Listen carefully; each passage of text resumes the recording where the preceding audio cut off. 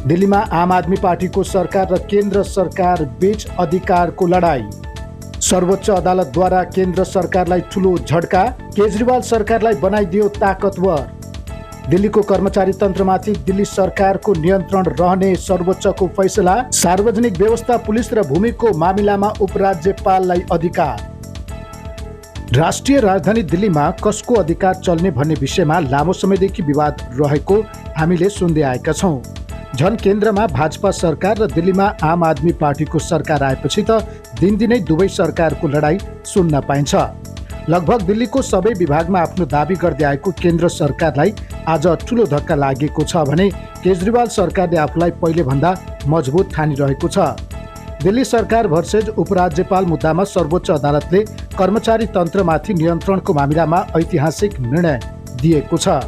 सर्वोच्च अदालतले राष्ट्रिय राजधानी क्षेत्र दिल्लीको सरकारका प्रशासनिक अधिकारीहरूमा दिल्लीको निर्वाचित सरकारको नियन्त्रण रहेको र कर्मचारी तन्त्रमाथि पनि त्यस्तै नियन्त्रण हुने स्पष्ट गरेको छ।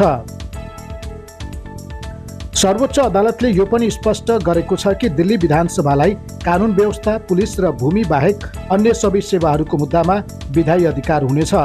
सर्वोच्च अदालतले भन्यो, यदि अधिकारीहरूले आफू सरकारको नियन्त्रणभन्दा बाहिर भएको महसुस गरेमा यसले जिम्मेवारीको भावनालाई कमजोर पार्छ र सरकारलाई असर गर्छ। यदि अधिकारीहरूले मन्त्रीहरूलाई रिपोर्ट गर्न छाडे र उनीहरूको निर्देशनमा बाँधिनन् भने समुदायप्रतिको दायित्व पनि प्रभावित हुनेछ। सर्वोच्च अदालतले उपराज्यपाल, सार्वजनिक व्यवस्था, पुलिस र भूमिको मामिलामा बाहेक दिल्ली सरकारको निर्णयहरू पालन गर्न बाध्य हुने पनि भनेको छ।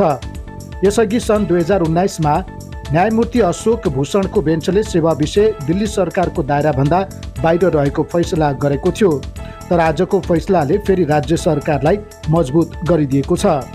यो संवैधानिक इजलासमा प्रधान न्यायाधीश DY चन्द्रचूड, न्यायमूर्ति MR शाह, न्यायाधीश कृष्ण मुरारी, न्यायाधीश हिमा कोहली र न्यायाधीश PS नरसिम्हा रहेका थिए।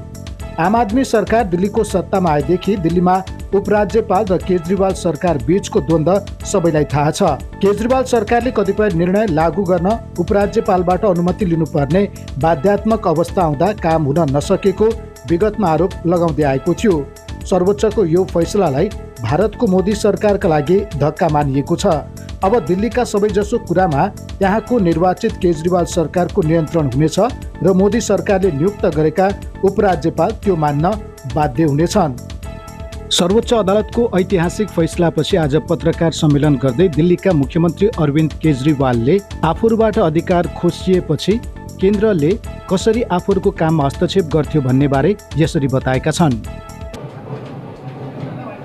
आज सुप्रीम कोर्ट का जो ऑर्डर आया है ये कई मायनों में बहुत ही ऐतिहासिक ऑर्डर है। दिल्ली के लोगों की बहुत बड़ी जीत है।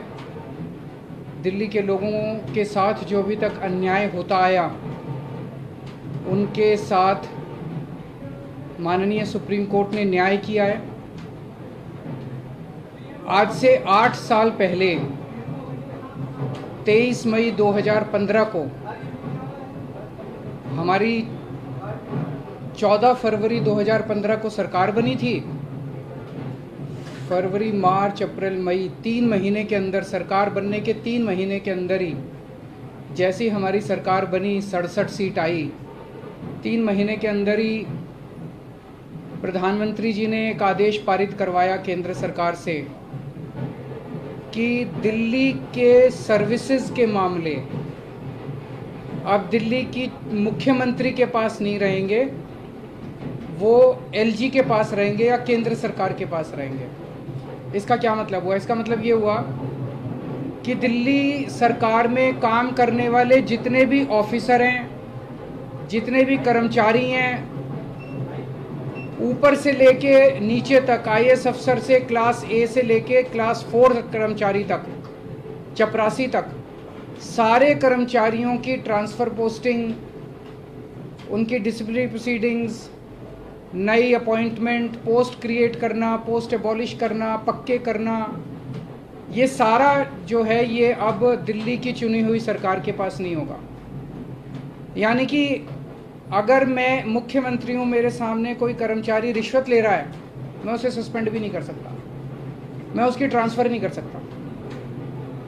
एजुकेशन सेक्रेटरी कौन होगा ये हम नहीं तय कर सकते, हेल्थ सेक्रेटरी कौन होगा ये हम नहीं तय कर सकते। ये आदेश प्रधानमंत्री जी ने 23 मई 2015 को पारित किया। हम दिल्ली में स्कूल अच्छे करना चाहते थे तो वो जानबूझ के ऐसा एजुकेशन सेक्रेटरी बिठाएंगे जो कि काम ना करे। हम अगर मोहल्ला क्लिनिक बनाना चाहते हैं तो जानबूझ के ऐसा हेल्थ सेक्रेटरी बनाया जाएगा जो कि काम ना करे। जानबूझ के ऐसा फाइनेंस सेक्रेटरी बिठाया जाएगा जो हर चीज़ के अंदर अड़ंगा अड़ाए। तो इसको इस्तेमाल करके दिल्ली के हर काम को रोका गया। एक तरह से मेरे दोनों हाथ बांध दिए गए पीछे और मुझे नदी में फेंक दिया गया कि अब तैरो। ये तो ऊपर वाले का शुक्र है कि दोनों हाथ बंधे हुए होने के बावजूद भी हम किसी तरह से तैरते रहे और ऊपर वाला हमारा साथ देता रहा। इन सारी कठिनाइयों के बावजूद दिल्ली के अंदर हम लोगों ने इतना शानदार काम किया पिछले 8 साल के अंदर। तो आप सोच सकते हैं कि अगर हमारे पास पूरी पावर होती तो हम कितना ज़्यादा काम कर सकते थे। आज हम सुप्रीम कोर्ट के जस्टिस चंद्रचूड़ के जो और चारों जजेस हैं उस बेंच में, संविधान पीठ में, उन सब के तहे दिल से शुक्रिया अदा करते हैं कि उन्होंने हमारे साथ न्याय किया।